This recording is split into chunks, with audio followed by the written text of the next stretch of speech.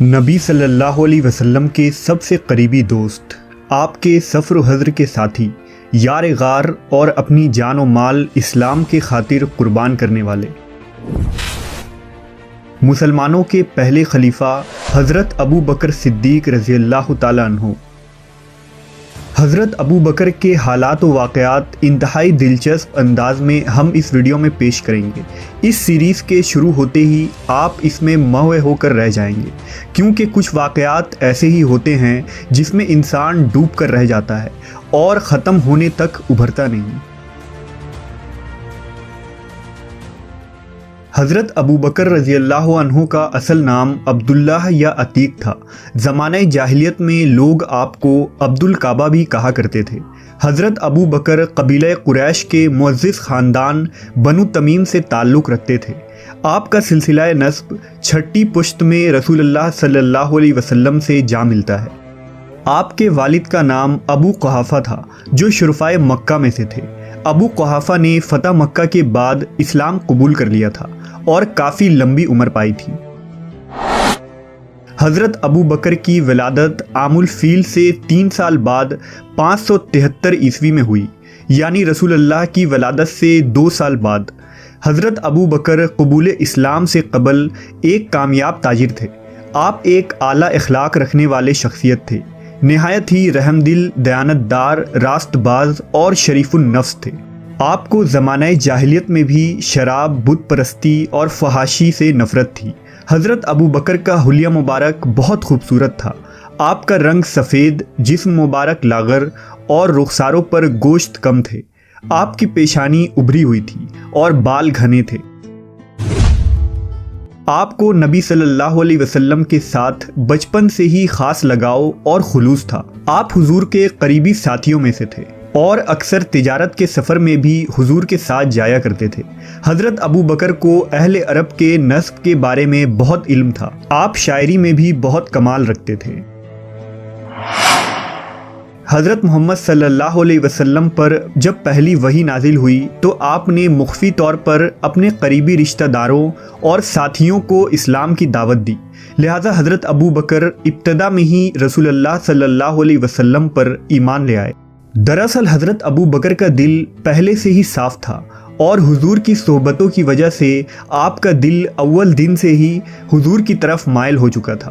حضرت ابو بکر نے مسلمان ہونے کے بعد اسلام کی اشاعت کے لیے جد و جہد شروع کر دی۔ آپ کی دعوت پر حضرت عثمان، حضرت زبیر، عبد الرحمن بن عوف اور سعد ابن ابی وقاص رضی اللہ عنہ جیسے بڑی شخصیت دائرہ اسلام میں داخل ہو گئے۔ حضرت ابو بکر نہایت ہی رقیق القلب تھے۔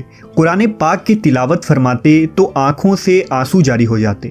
اپنا زیادہ تر وقت نبی کی خدمت میں گزارا کرتے تھے۔ حضور صلی اللہ علیہ وسلم نے 13 سال تک مکہ میں دعوت و تبلیغ کا سلسلہ جاری رکھا۔ اس دوران کفار مکہ نے نبی صلی اللہ علیہ وسلم اور کمزور مسلمانوں پر بے انتہا ظلم کیے۔ اس دوران حضرت ابو بکر نے اپنی جان، مال، رائے مشورے اور ہر حیثیت سے نبی صلی اللہ علیہ وسلم کی مدد کی۔ حضرت ابو بکر بےکس، مظلوم اور غریب مسلمانوں کے لیے مسیحا ثابت ہوئے۔ روایت ہے کہ جب امیہ بن خلف کے غلام حضرت بلال حبشی نے اسلام قبول کیا تو وہ غصے سے پاگل ہو گیا اور اس نے حضرت بلال کو اذیت اور تکلیف دینا شروع کر دی۔ ایک دن امیہ نے آپ کو کڑی دھوپ میں لٹا دیا اور جسم پر بھاری پتھر رکھا، آپ کو کوڑے مارنے لگا۔ اہل مکہ بھیڑ لگائے کھڑے تھے اور تماشا دیکھ رہے تھے۔ وہاں حضرت ابو بکر بھی موجود تھے۔ آپ سے یہ دلخراش منظر دیکھا نہ گیا اور آپ امیہ کے پاس گئے۔ اس سے کہا، اس بےکس غلام پر اتنا ظلم نہ کرو، اگر وہ ایک خدا کی عبادت کرتا ہے تو اس میں تمہارا کیا نقصان ہے؟ امیہ نے کہا، اگر تم اس کالے غلام کے اتنے ہی ہمدرد ہو تو اس کو خرید کیوں نہیں لیتے؟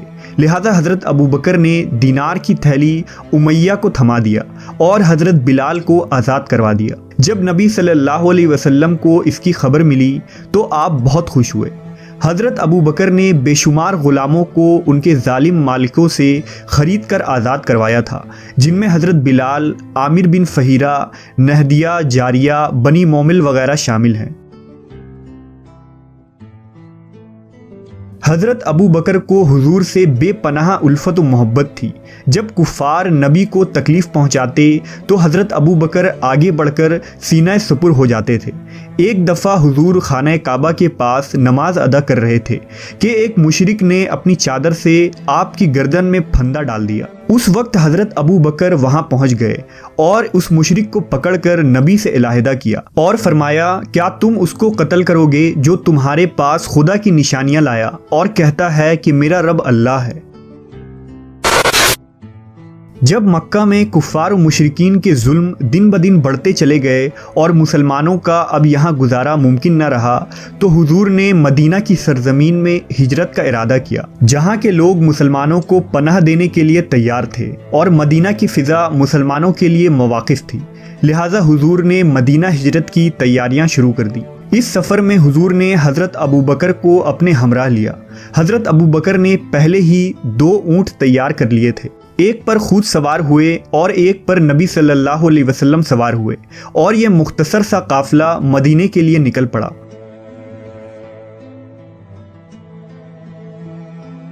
مکہ کے سرحدوں کو پار کرنے کے بعد آپ غار سور کے پاس پہنچے اور یہاں آرام کرنے کے لیے داخل ہوئے۔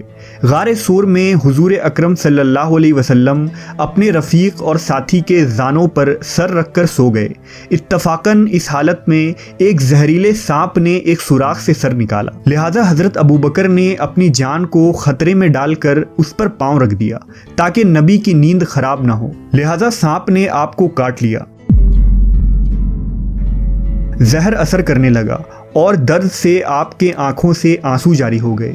آنسو کا ایک قطرہ ڈھلک کر حضور کے چہرہ انور پر ٹپکا، جس سے آپ صلی اللہ علیہ وسلم بیدار ہو گئے۔ حضور نے اس وقت اس جگہ جہاں سانپ نے آپ کو کاٹا تھا لعاب دہن لگایا اور کچھ ہی لمحے میں زہر کا اثر ختم ہو گیا۔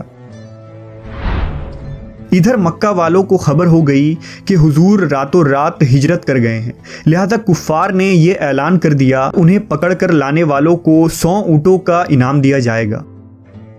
لہذا مشرکین نے مکہ کے ہر گھاٹی، جنگلات اور پہاڑوں میں تلاشی شروع کر دی۔ مشرکین کے سپاہی تلاش کرتے ہوئے غار سور تک آ پہنچے۔ جب حضرت ابو بکر نے ان کی آنے کی آہٹ سنی تو گھبرا گئے اور بولے، اگر وہ ذرا بھی آگے آئیں تو ہمیں دیکھ لیں گے۔ اس پر نبی صلی اللہ علیہ وسلم نے فرمایا، مایوس نہ ہو، ہم صرف 2 نہیں ہیں بلکہ ایک تیسرا بھی، یعنی اللہ ہمارے ساتھ ہے۔ اس پر حضرت ابو بکر کو اطمینان ہو گیا۔ اللہ کی قدرت سے غار کے منہ پر ایک مکڑی نے جالا بن دیا اور کنارے پر کبوتر نے انڈا دے دیا۔ جب سپاہیوں نے یہ دیکھا تو کہنے لگے کہ اس غار میں کوئی نہیں ہے، اگر کوئی ہوتا تو مکڑی جالا نہ بنتی، نہ کبوتر یہاں گھونسلے بناتی، لہٰذا وہ وہاں سے واپس لوٹ گئے۔ حضور اپنے ساتھی حضرت ابو بکر کے ساتھ اس غار میں 3 دن اور 3 رات مقیم رہے اور پھر آگے کا سفر شروع کیا۔ ربیع الاول نبوت کے 14ویں سال آپ صلی اللہ علیہ وسلم یار غار حضرت ابو بکر کے ہمراہ مدینہ کے قریب پہنچے۔ مدینہ والوں نے آپ کا استقبال کس طرح کیا اور مدینہ کی زندگی میں حضرت ابو بکر نے کیا خدمات انجام دیے، ہم اس ویڈیو کے اگلے پارٹ میں جانیں گے۔